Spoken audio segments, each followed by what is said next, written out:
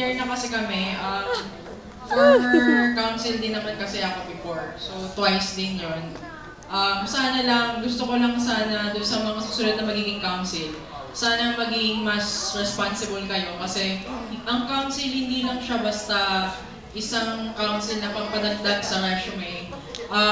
Parang ipoprove nyo din sa sarili nyo at saka dun sa mga tao na kaya nyo yung tinakbo nyo.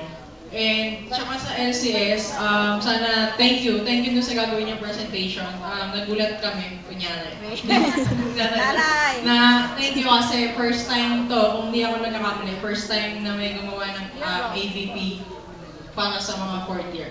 So, yun lang. Tsaka sa mga professors na na-encounter namin, whether strict ma'am, sir, dun strict, mabait, sobrang mabait, mahigpit. Ma'am, salamat po kasi marami kami natutunan. Thank you.